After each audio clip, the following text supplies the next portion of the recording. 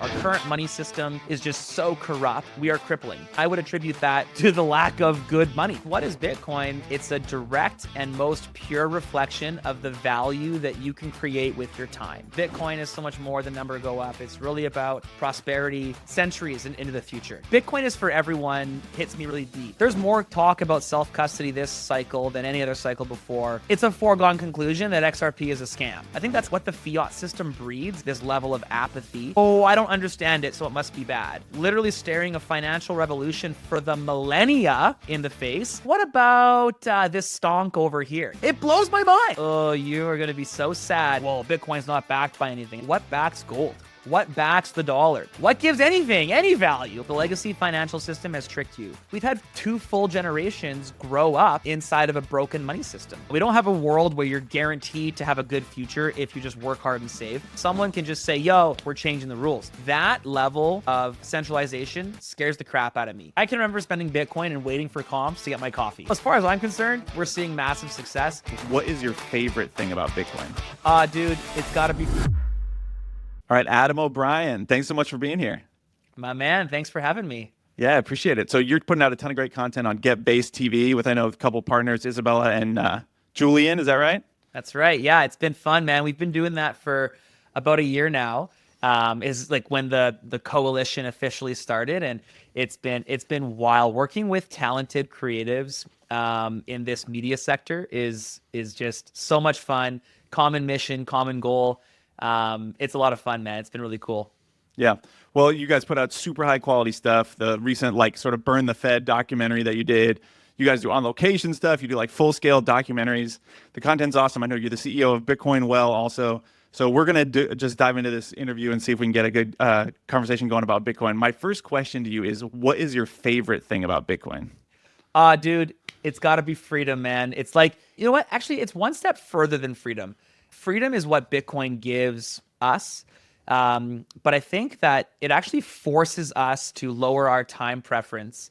And I think that's probably my favorite thing, is just how it so perfectly aligns incentives from the beginner all the way down to, I've been doing this 12 years and I'm still learning things about myself. I'm learning flaws in my personality. I'm learning where my gaps are. Thanks to the incentive system of Bitcoin. I would say Bitcoin is it's like the high time preference version of spirituality. Spirituality being the ultimate low time preference thing of all time.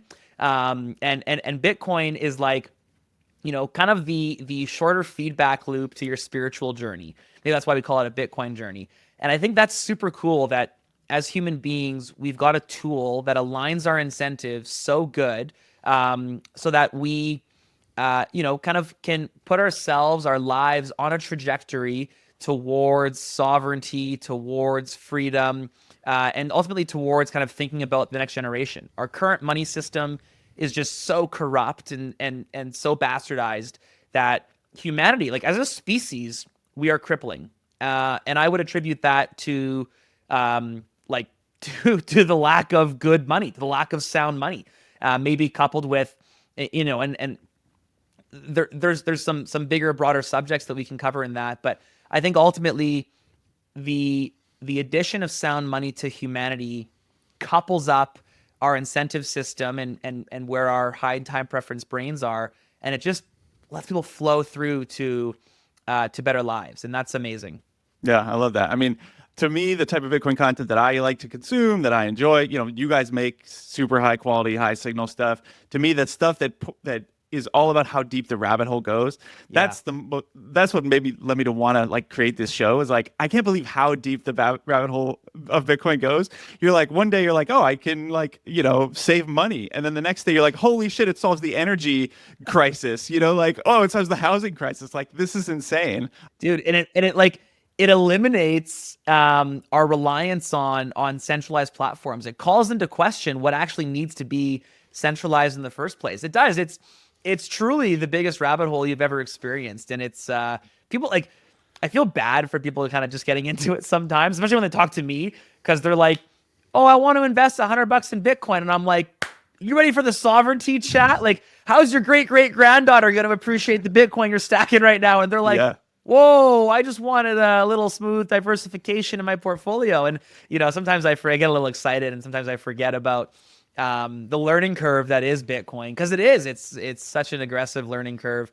But it's nice that you can kind of do it on step by step by step by step basis. It's super cool. Yeah, I mean that to me, honestly, like is one of the more fascinating dichotomies. Is that the people who love it and are into it and do it all the time and think about it and talk about it all the time are so deep in it, and these things that we think are like, oh, how, the ways it can revolutionize the world and the things that the existing systems. I have a tweet I think in my drafts right now that I'm going to send that basically says like Bitcoiners are like Bitcoin solves inflation, solves saving, solves the energy crisis, solves housing crisis, and then normies, isn't that just a tulip bubble? The dichotomy there is insane of like how different it is. I mean, you make Bitcoin content. Do you have thoughts on like why it's so hard for people to grok Bitcoin, like why they're so resistant to it? Yeah, I think there's a saying that I came back to recently, which is, or more of like a proverb or like a kind of a you know a, a principle, I guess, where I think it's actually a warning for us, even as Bitcoiners. So when you're born in the world, everything that's there is normal. That's 100% how things have always been from your perspective and will always be from your perspective. This is good. Up until you're like 30-ish, you can kind of get on board with most things that are introduced into the world from the time where you're 0 to 30. And you're kind of still learning about the world and you're ready to maybe accept some changes. But then you turn 30, or whatever that number might be, 25, 35, whatever, somewhere in your kind of like early adult life, I would say. And then everything introduced after that is bad and this is not the way it is. And you kind of become the old man that yells at clouds. And I think that we're now seeing two generations pass. It's been about 50 years since the decoupling of sound money and the dollar. And as a result, we've had two full generations, grow up inside of a broken money system. And changing that for people that are now 50 years old is quite a mind bender. It's very, very difficult to look at a new way of thinking about money, and in a world where we haven't really been taught about money, and it's tricky to kind of unlearn 50 years of living on planet Earth. And so I think it's just an education, and also again, like we're really undoing some pretty serious financial illiteracy. And I don't know that people are programmed or currently being taught to ask why. You hear about Bitcoin. It's like, well, Bitcoin's not backed by anything. It's like, well, what backs gold? What backs the dollar? What gives anything any value? Like, let's have this conversation. And the second you ask them that, they're like, oh, I don't know. Or they're like, oh, I haven't thought of it that way. It's like, yeah, no, I know. And that's okay. But let's be open to a conversation. I love it when people kind of like come at Bitcoin like, it's a scam and here's why. And I'm like, great, let's break that down. That's actually an easier position to break down than the position of like, oh, I don't understand it, so it must be bad. Because that person, that apathy or that nihilistic kind of point of view is so difficult to break down and get them questioning things, so they don't care.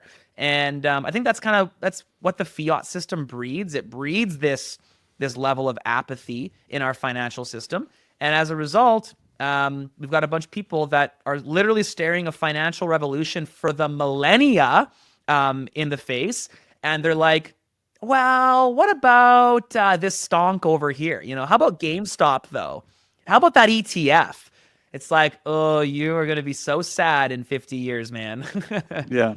Oh, I couldn't agree more. I mean, I put out like a TikTok or something where I was like kind of semi facetiously saying, like, somebody said, well, what's Bitcoin backed by? And I did this facetious thing where I was like, what is the dollar backed by?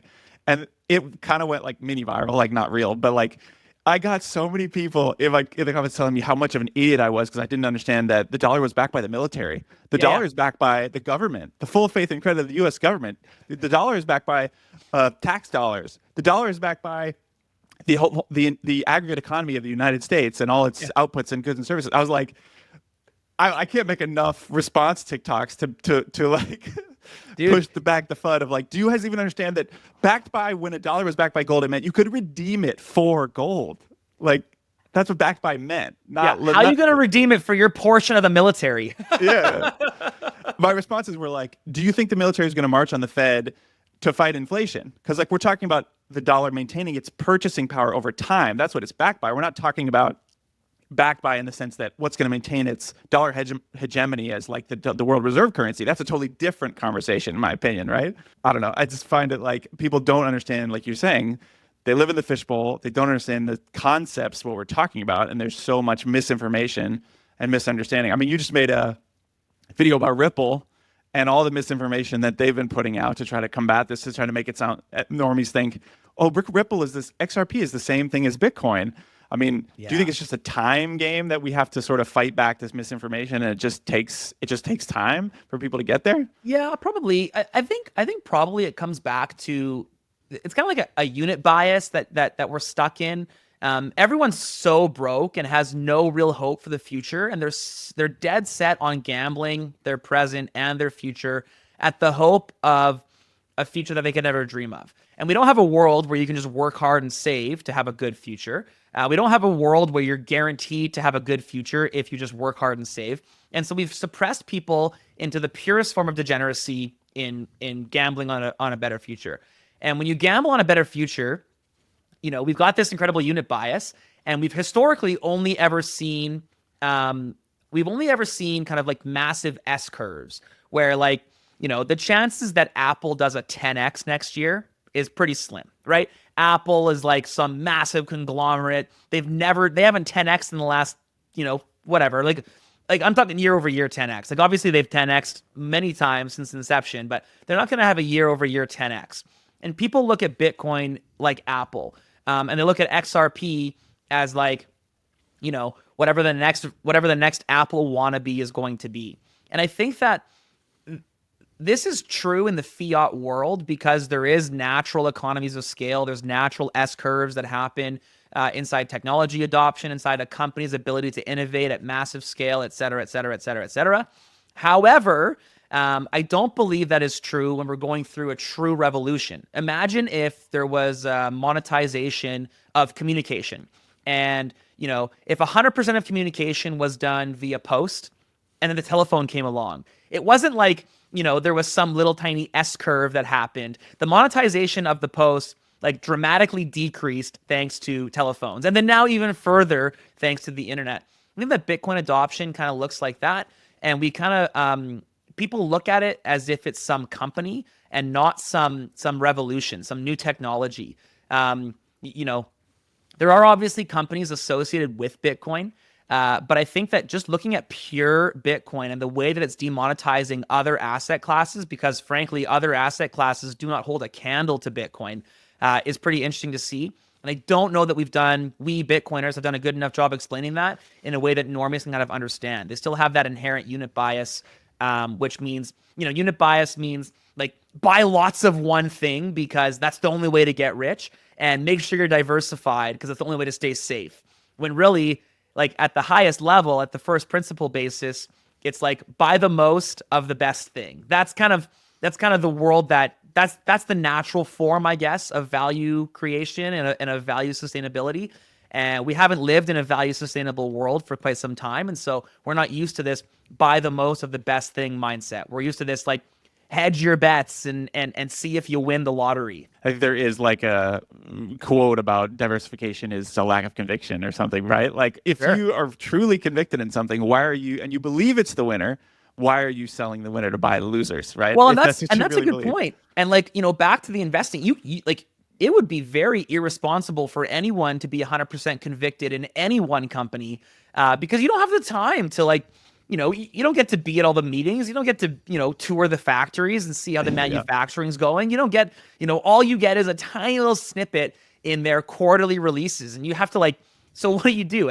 If you're a part-time investor, are you spending your evenings and weekends like diving into one company? That's like really, really difficult versus diving into why money exists and how Bitcoin solves the monetary problem that we've been experiencing in the world. I think that's a positive thing for for Bitcoin, but it requires a lot of people to kind of undo. And we're like these surface level investors right now that just spend a little bit of time looking at lots of different information, versus like really nailing into, the conviction that you mentioned. And I think that's why Bitcoiners are the way they are, because we're pretty convicted, because we spend a lot of time talking about and thinking about Bitcoin. Yeah. Well, it's a surprise, surprise. There are entities that benefit from us just believing passive index investing is the easiest and is the best thing for your 401k. It's like it'll take you 45 years, but if you just stick your money here and just let us do what we're going to do with it, don't worry, you'll be okay. You don't have to think about it and at also all. like it'll take you 45 years and the rules probably won't change too much that you're broke. Yeah, you hope. It's Yeah. wild, man. Here in Canada, especially, we're seeing taxes go up. We're seeing the cost of living go up, and we are not seeing investment returns go up at the same level. And I had this discussion. Whole life insurance is this massive industry here in Canada. I'm sure it's similar in the U.S. And I was having a discussion with a broker a little while ago. I was like, "What's stopping anything? Like, why won't the rules change?" And he's like, "Oh, like the rules rarely change, blah, blah, blah." I was like, "But someone can change the rules, right? Like someone can just say, yo, only rich people have whole life policies. We're going to tax whole life policies at 85%, because we don't like rich people. And there's all these poor people and the rich people have to pay for the poor people. And so, we're changing the rules."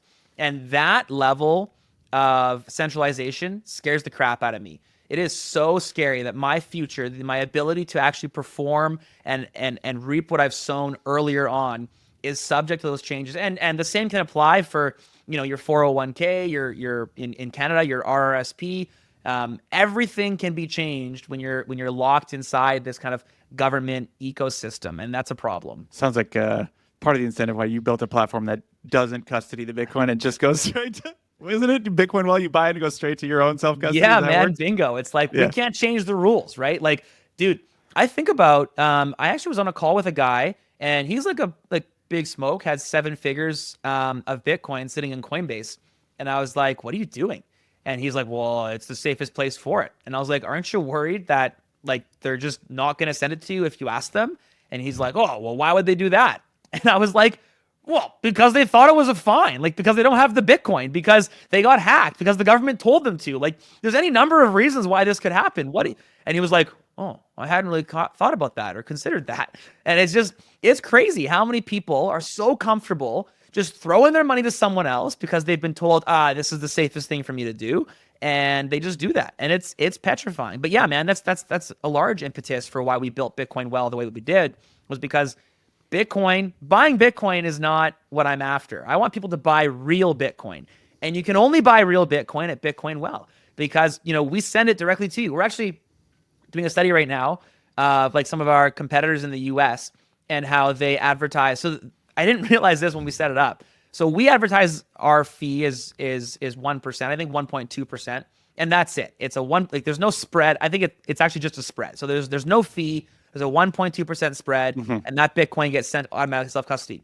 All these other platforms have fees, spreads, and withdrawal fees. It blows my mind. Like, it is so backwards to how we should be building things as Bitcoiners. Like, it just shows a lack of trust, a lack of transparency, and really a lack of a desire to bring a Bitcoin standard into the world. If you believe that the shortest path to giving people is you holding the Bitcoin, then I think that's a problem. And I understand the argument that self-custody can be a barrier to people buying Bitcoin. Fully agree with that. We need to double down on education, or at the bare minimum, change the incentive platform that has, the broker and the custodian need to be split. They have to be different entities. They have to have different incentives. If your job is to sell me Bitcoin, then you cannot be doing a good job holding my Bitcoin. If your job is to hold my Bitcoin, then you cannot do a good job selling me Bitcoin. These two things are just inherently opposites. And I think that, I understand that we're going to need to probably make it easier for people to get into Bitcoin as like a stepping stone process. And maybe self-custody, straight in the face on your first transaction isn't the way to do that. But it's certainly not leaving your coins on platform. It's definitely not that. That is not the way to do it. Yeah, well, you talk about somebody who has seven figures on Coinbase and hasn't really even thought about the risks. No offense to that person, I understand why that happens. But then you have like, some newbie. I see him on Reddit or whatever. It's like, I just bought my first $25 worth of Bitcoin. Do I need a hardware wallet? And I was like, yes, you do. Like, what are you doing? Get your $25 off the exchange. It's like the dichotomy is kind of wild. Totally, man. No, and I think it's funny that we all jump to hardware because really there's some really great open source just mobile apps. You can generate a seed yourself if you want to, or just like use their seed generator that's been audited by thousands of people on the internet. It is a little bit anti-ethos to like kind of trust the rest of the internet, but at the same time, it's kind of node consensus, right? If 1,000 people say it's so, with the aligned incentive or no incentive, probably fine. Well, so we've talked about, normies not quite getting it a couple times. Instead of just like, sometimes I don't want to come across like I'm just throwing people under the bus who don't get it yet, because I do think it is hard to get it. I had my mother-in-law ask me recently because she heard on the news about Trump and his coin, and she was like, and I was like, oh yeah, he launched a shit coin, da da da. Bitcoiners frown upon that, and she's like, oh well, are they different? Like Bitcoin and and I'm like, yeah, and she's like, well, how are they different? Is it like dollars? And I was like, okay, so all apples are fruit, but not all fruit are apples. So let's start there. Bitcoin is a cryptocurrency, but not all cryptocurrencies are Bitcoin. And she's like, okay, I think I get that. And she's like, that's enough for today. And I was, That's an important message, though, man. It's yeah. important for people to realize the way that we communicate Bitcoin needs to be in a certain way that the grifters of the world can no longer benefit from Bitcoin. When we describe Bitcoin as digital money, it leaves the door completely open to say XRP is digital money. When we describe Bitcoin as a payment network, then it leaves the door open. If we describe it as some digital asset, then it leaves the door open. We need to start being so diligent and getting our messaging down so true to Bitcoin being immutable, decentralized money, sound money, and having people actually understand what that means and what that is. Because until then, we're always going to have grifters in the world, the president included, who are going to try to benefit off the back of Bitcoin. So is that your answer? If someone who like really doesn't know and they say, what is Bitcoin? What's your simplest way to explain it? Man, this is something that I struggle with because it's as you can tell on this question, and it's the hardest question to answer. It is, man, because what is Bitcoin? Oftentimes I say it's a direct and most pure reflection of the value that you can create with your time. They're expecting me to say, investment. They're expecting me to say, it's a cryptocurrency or let's this.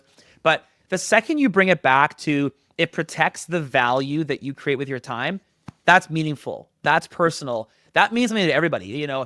I've been trading my time for money since I was 11 years old. Like, that's like almost a quarter century. I've been trading my time for money. And it means a lot to me that I can now protect that value. And then, without fail, like 100% of the time, the next question is, what do you mean? And then that's opened the door for a bit of a longer conversation where I can say, look, you trade your time for money. Right now, the money you trade that time for is worthless and it's exposed to someone else's decisions. Bitcoin removes those decisions from someone else because the rules are predetermined, locked in a protocol, and it's programmed to increase over time. And then, we're talking about, what money is, what sound money is. It's got to be authenticatable. It's got to authenticated. It's got to be divisible. It's got to be transferable, and all the properties of what sound money is. Usually it's like this, like they don't understand what Bitcoin is. I'm trying to get, instead of, it's easy as Bitcoin to be like, jump into, like you said, all the jargon and all the different, like, long form, crazy explanations that their eyes glaze over. To me, I'm trying to get myself to the point where as soon as someone says, what is that? Or I don't get it or whatever, I say, well, what do you know about it so far? Because then they're going to take you in any one of 20 different directions about which headlines they've seen in the Wall Street Journal about, well, the only thing I know is that it's destroying the environment or whatever, right? Like, because what do they know about it so far? They know 16 years of FUD from mainstream media. That's basically it, in my opinion, of what most people know. You mentioned us Bitcoiners like get our messaging down. Well, that's one of our problems. It's obviously beautiful that it's decentralized, but there's no company deciding, there's no marketing department like deciding the messaging that we all should be getting out there. Unlike maybe a Ripple or someone else who's like has a centralized messaging that they're putting out there to in a very concise way. So we're all just out here, just each of us, giving our own take on it, which makes it a little messy along the little way. messy, but also a little good. And I Hmm. actually think that can be a feature, not a bug, because not everyone is going to need the same thing at the same time. And I think that there's probably a world where your unique explanation and my unique explanation will talk to different people at the same Hmm. time to bring them to the same spot. And I think that that's Bitcoin is for everyone hits me really, really deep because everyone needs value. Everyone needs to consume, and everyone needs to protect that value in order so that they can consume in the future. And different people have different problems, and Bitcoin ultimately solves all of those problems in a way that XRP or Litecoin or Dogecoin or Trump coin or any of the other coins can't. And I think that's really cool and special. And so it probably takes us Bitcoiners a bit longer to get like the healthy majority transacting on the Bitcoin standard. But that's okay because frankly, if everybody realized today how valuable and important Bitcoin was for their future, I think that could cripple the Bitcoin network. I think we'd see fees like we saw 1 sat per byte mempool fees over the weekend. I was consolidating TXOs like a crazy person. I was opening Lightning channels. It was awesome. Um, but we'd never ever see that. Like if I mean, what percentage of this 5-10% of the North America use Bitcoin? Probably less. Half of that actually uses real Bitcoin on the blockchain. The world is not ready. The Bitcoin network, the Bitcoin infrastructure is not sure. Number go up, great, but like at what cost, right? Number go up at the cost of unreliable infrastructure. Number go up at the cost of even more volatility in hash rate and or pricing discovery. So I think that it can be a feature, not a bug. Different argument for the make the same point that you're making, which is this video making the rounds of Sailor recently that I reposted or whatever, where he basically says, you should kind of be glad that if everyone else got it today, Bitcoin would go to $10 million tomorrow, right? And you would lose. He said you would lose 20 years of stacking Nice. time when it's under $10 million. If you believe it's going to 10 million, every opportunity to buy it under that is on sale. So I kind of toggle back and forth between like, oh, you just don't get it, but versus actually, I'm grateful for you that you don't get it yet because I just got to buy again at 93K and a random drop on a Sunday for no or because of tariffs. Who knows why, right? But little sale, buy a little more Bitcoin, and the next day it's back to 102K or whatever, right? So kind of grateful for them that they don't get it. But you talked about the mempool, we don't kind of have the technological infrastructure in place for scaling yet. This is a pretty deep rabbit hole to go down, but I'm interested in if it doesn't succeed as a medium of exchange, it won't succeed as a store of value kind of debate. Like you've been around a lot longer than me. Like, do you have an opinion there on does it need to succeed as a medium of exchange for it to succeed as a store of value? Does that make sense as a question? Yeah, it's a great question. I'm like a grandpa in this space, and so to me, the Lightning Network is like I can remember spending Bitcoin and waiting for comps to get my coffee. And so the fact that the Lightning Network exists now, Okay. I've orange pilled a couple of people here in my city. I can buy coffee with Bitcoin, I can buy buttered chicken with Bitcoin, I can buy steak with Bitcoin. So I'm pretty blown away that this is possible. As far as I'm concerned, we're seeing massive success. I think that the custodian Lightning Network functionality is succeeding. And I think if this is all we ever got, it would be a success. Just because there are ways like we've basically replaced the custodians from massive banking conglomerates into shadowy supercoders, and that's fine, in my opinion. However, I do believe that there is a world where we progress to self-custody, especially for accepting. And I think that will happen over time. The business owners 25 years ago, half of them had a website, and maybe a little bit more than that had an email. Today, if you don't have a website or an email and an Instagram page, like what are you even doing? You're dead in the water. I think that probably Bitcoin accepting and more importantly, Bitcoin accepting into self-custody gets into the same environment where we're going to have, we already see these companies pop up. We've got Bitcoin Advisor, Bitcoin Way, the Bitcoin Mentor. They're already advising people how to store Bitcoin properly and safely. It's a matter of time before they're advising businesses in an aligned incentive way to set up their Bitcoin accepting environment. And frankly, once again, the incentives are perfectly aligned there, because if I'm paying you a transaction fee every single time I accept Bitcoin, then I'm either not paying that much, which means I'm not accepting much Bitcoin, which means my risk is very low. And as my risk increases, so too does my price of transacting in Bitcoin increase. So too am I incentivized to set up a self-custody environment for my costs to go down. It's like the perfect incentive system. And so I think the incentives are aligned. It's a matter of time for demand to get there. I know right now, like personally, I'm setting up merchants to accept Bitcoin in a custodial environment, and I'm teaching them, hey, when this is at a couple $100, let's chat again, and let's just, see what this looks like outside of this custodial environment. Because they're still like, oh my goodness, what is Bitcoin? How do I account for this? What's my point of sale going to look like, et cetera, et cetera. And so it's baby steps, man. But that risk reward incentive alignment is so important. And once again, it's here because of the incentives of Bitcoin. I saw this clip from Jeff Booth in an interview that he did, and I've mentioned this before. And whenever I see stuff that I like, I'll clip it and repost it too. So it's on my channel somewhere if someone wants to see it. But basically, he said if you peg TCP/IP as like one of the underpinning protocol layers of the internet, one of the first protocol layers, and that came out in like 1969. And the HTTP, which was like what enabled the World Wide Web, which is what we now think of as the modern internet, basically. He basically said that came out in 89. So if you take 16 years from when the first protocol layer was invented, we're at 1985 of wow. comparison and development of the internet. I'm like, if the tip of the iceberg is just what we've seen so far, and the iceberg is going to get that much bigger compared to how big the internet got, like, do you think that that's where we're headed in terms of that much infrastructure being built on top?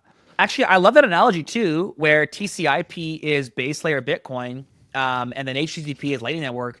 I am, for the first time in my life, over the last year, talking to people who have never used Bitcoin on chain. They have only used Lightning Network, which is crazy. That blows my mind because it didn't exist, And back to what I was saying earlier, like the Lightning Network to me is like kind of almost not real, It's like yeah. like I understand it quite deeply, and I set up my self-custody environment. I actually just set up a domain, so I've got like a personalized payment address.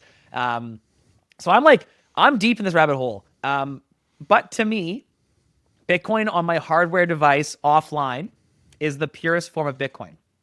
And, for these people that have never touched or held or done anything with Bitcoin on chain, it's just it's crazy to see how we've kind of progressed. And frankly, I think that the internet analogy can be a good warning for Bitcoiners because the way that we do internet is not very good. It's very, very centralized. It's very, very subject and prone to censorship. And we have to make sure that we don't make these same mistakes and compromise on these values for the sake of adoption. And we have to, push society gently but firmly in a direction that encourages them to be educated and encourages them to do things the right way. Again, I think the incentive system of Bitcoin aligns with that, but it's something that we have to be cautious of. I'm not deeply technical enough to like understand every single aspect of what I'm about to say, so forgive me if I get it wrong. But I think it's SMTP is like the protocol layer of email. Yeah. And in theory, email is just peer-to-peer communication. You could directly just send a message to someone else on the protocol layer. But because we all use centralized email servers, we all use Gmail or whatever, we've effectively ruined the peer-to-peer nature of it because none of us use it in that way. And I think it was Bitcoin Mechanic, I think that's why I'm making this argument, that if we all start using Bitcoin in a centralized custodian way, we do have the ability to kind of effectively kill some of the decentralized peer-to-peer nature of it. Certainly. Yeah, 100%, man. I think that because the centralized people, while they don't affect the protocol level, they absolutely affect the economic level of Bitcoin. Mm-hmm. And I think 99.9% of people care a lot more about the economic level of Bitcoin than they do about the protocol level of Bitcoin.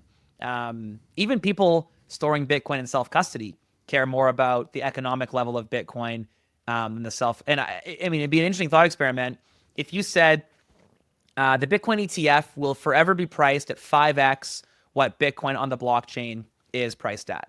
How many people are going to dump their Bitcoin in self-custody in favor of the ETF? strictly for, more economic power. And, the government has full autonomy over one of those things, which is the economic powers. And it just depends how much power we as citizens give them. Citizens are in the habit of giving the government a pile of autonomy and ability to censor us. And the government is very, very good at coercing us to do so, and tricking and lying and doing all the bad things. But they do them and we listen, and it is bad. And so I think we should be careful about not letting the economic nodes become too centralized and having more decentralization through that, for sure. Yeah, I think there's a centralization interesting thing there where like if they're the authorities and the powers that be and the ETFs and all this stuff, if it's promising to pump our bags, how much of our autonomy and sovereignty are we willing to give away for that? Like I think most of the incentive structures of Bitcoin are positive, like you said. That's one that I think we're still maybe navigating a little bit of. Like if they're promising in exchange for this, we'll pump your bags, and a lot of people are willing to kind of say, oh, sure, yeah, anything for number go up. It's like we have to be a little bit more Part of the thoughtful journey, about it. though, right? I think that, we've learned there's more talk about self-custody this cycle than any other cycle before. And that's good.